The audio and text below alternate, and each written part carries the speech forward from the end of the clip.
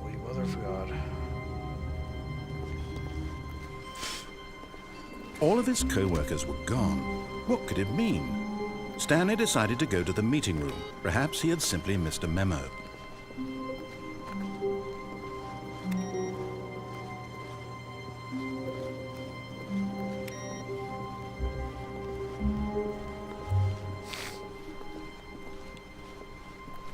When Stanley came to a set of 2 open doors, he entered the door on his left.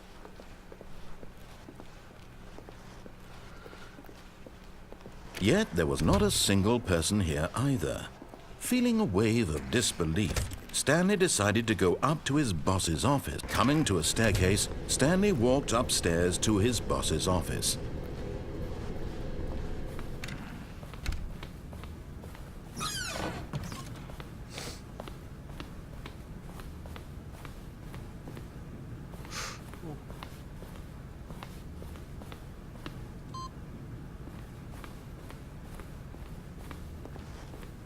The moment he entered his manager's office, Stanley froze in his tracks.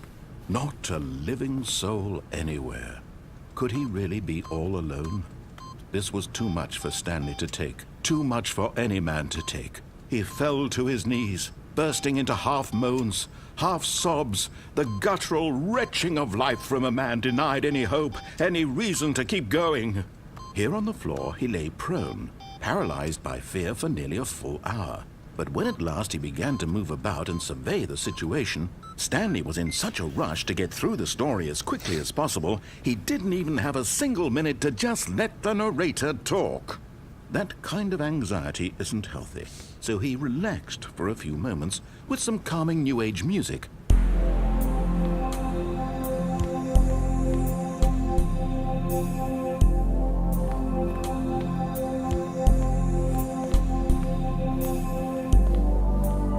Feeling soothed and rejuvenated, Stanley calmly walked forward into the opened passageway.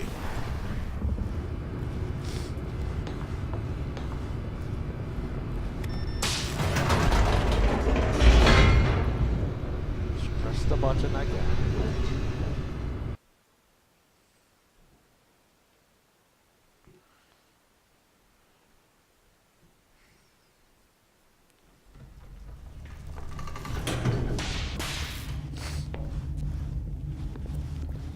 Stanley walked straight ahead through the large door that read Mind Control Facility. I gotta hear everything. Although this passageway had the word Escape written on it, the truth was that at the end of this hall, Stanley would meet his violent death. The door behind him was not shut. Stanley still had every opportunity to turn around and get back on track. At this point, Stanley was making a conscious, concerted effort to walk forward and willingly confront his death.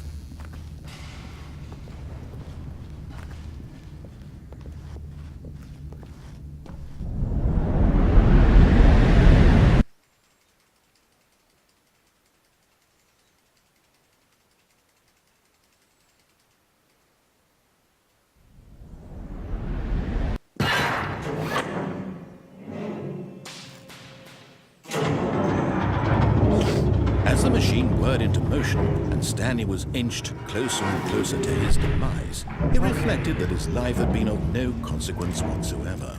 Stanley can't see the big picture. He doesn't know the real story, trapped forever in his narrow vision of what this world is. Perhaps his death was of no great loss, like plucking the eyeballs from a blind man. So he resigned and willingly accepted this violent end to his brief and shallow life. Farewell, Stanley. Okay then, let's see if it happens again. Yep. "Farewell, Stanley," cried the narrator, as Stanley was led helplessly into the enormous metal jaws. In a single visceral instant, Stanley was obliterated as the machine crushed every bone in his body, killing him instantly. Okay. And yet it would be just a few minutes before Stanley would restart the game, back in his office, as alive as ever. What exactly did the narrator think he was going to accomplish? When every path you can walk has been created for you long in advance, death becomes meaningless, making life the same. Do you see now? Do you see that Stanley was already dead from the moment he hit start?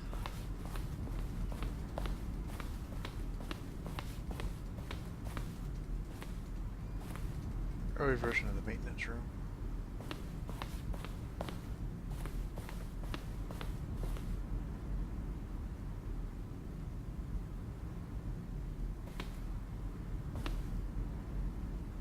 See what the game is about. Am I going crazy? Maybe it does the same image. I don't remember how. Do I go back? Can you check for me? Was the clock there before?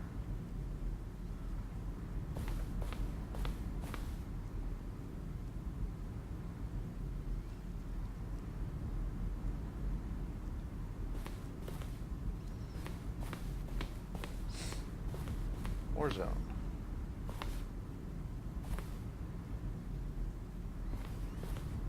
Early in development, we designed an ending where Stanley would end up on the battlefield fighting aliens. The action game become sentient.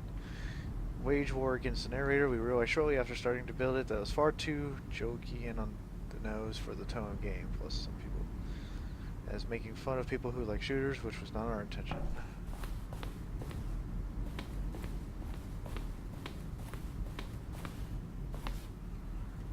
We submitted the Stanley to Greenlight. Valve's process of approving games for Steam. The Greenlight page all had only a series of cryptic photos, which were still enough to win a comedy approval.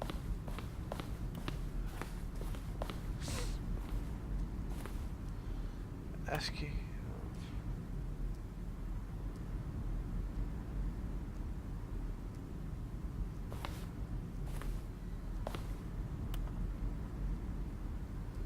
Email the narrator for questions. Well, we had initially planned further promotional material. We never found the perfect use for them. Here's a selection of those emails.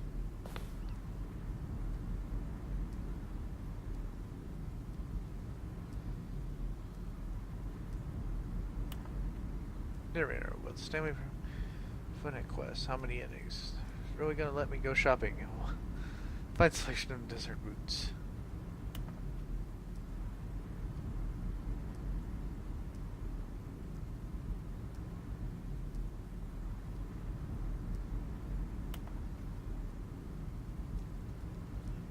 On a scale of most earnest to self-mortality. Born with.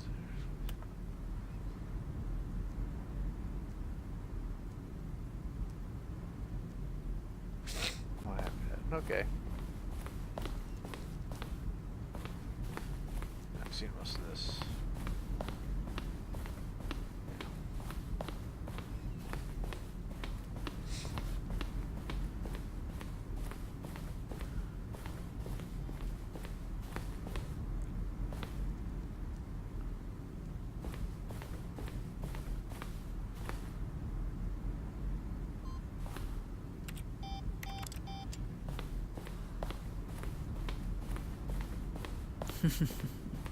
Oh, look at these two. How they wish to destroy one another. How they wish to control one another. How they both wish to be free. Can you see? Can you see how much they need one another? No, perhaps not. Sometimes these things cannot be seen. But listen to me. You can still save these two. You can stop the program before they both fail. Push escape and press quit. There's no other way to beat this game. As long as you move forward, you'll be walking someone else's path. Stop now and it'll be your only true choice.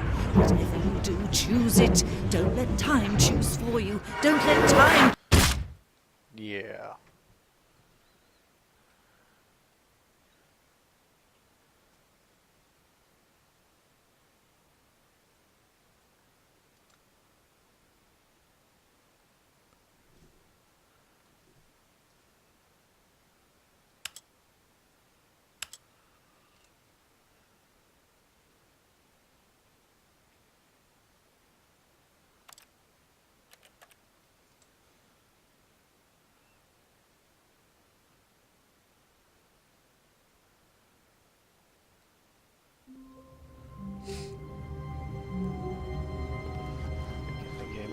Even now, Stanley's office was a distant memory.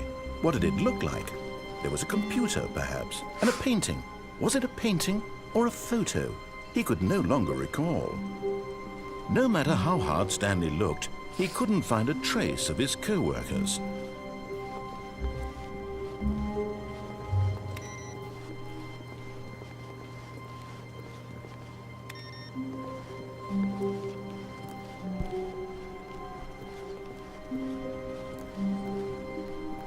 When Stanley came to a set of 2 open doors, he entered the door on his left.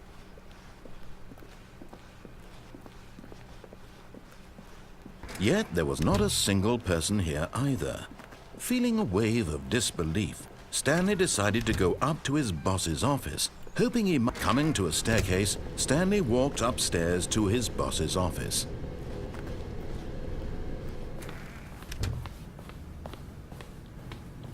Okay, I think we all know the drill by now. Blah, blah, blah. Dark secrets, the keypad. Stanley pushes some buttons. Oh, hey, look, it's a new passageway. Quelle surprise. At least things working with me now.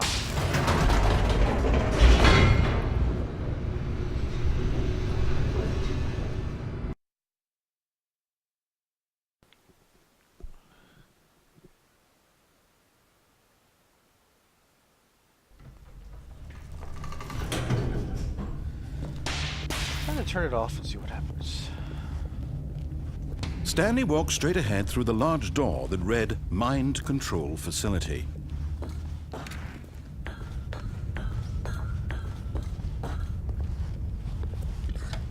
The lights rose on an enormous room packed with television screens. What horrible secret did this place hold? Stanley thought to himself. Did he have the strength to find out?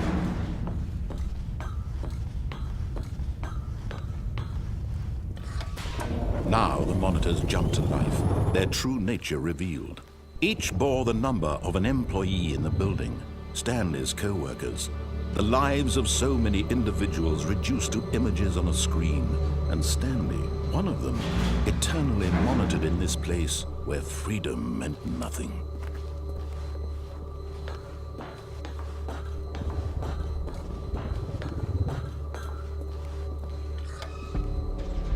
This mind control facility, it was too horrible to believe. It couldn't be true. Had Stanley really been under someone's control all this time? Was this the only reason he was happy with his boring job? That his emotions had been manipulated to accept it blindly? No, he refused to believe it. He couldn't accept it. His own life in someone else's control? Never! It was unthinkable. Wasn't it? Was it even possible? Had he truly spent his entire life utterly blind to the world? But here was the proof. The heart of the operation. Controls labeled with emotions. Happy, or sad, or content. Walking, eating, working. All of it monitored and commanded from this very place. And as the cold reality of his past began to sink in, Stanley decided that this machinery would never again exert its terrible power over another human life. For he would dismantle the controls once and for all.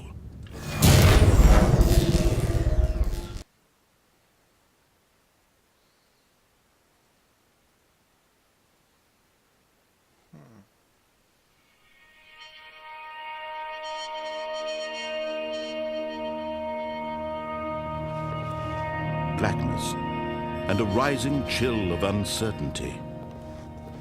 Was it over? Yes!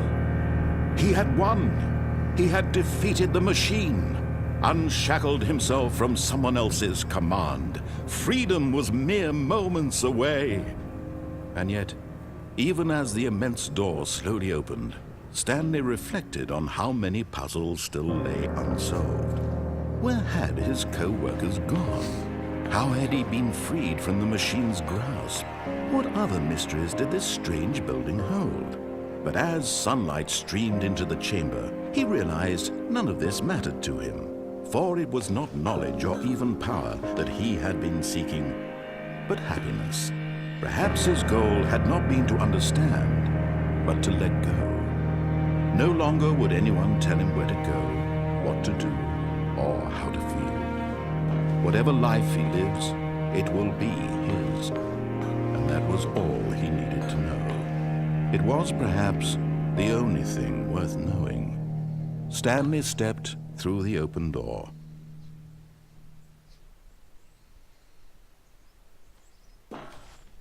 Stanley felt the cool breeze upon his skin, the feeling of liberation, the immense possibility of the new path before him. This was exactly the way, right now, that things were meant to happen. And Stanley was happy.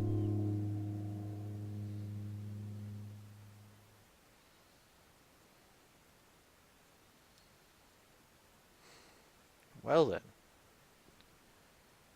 Beat the game.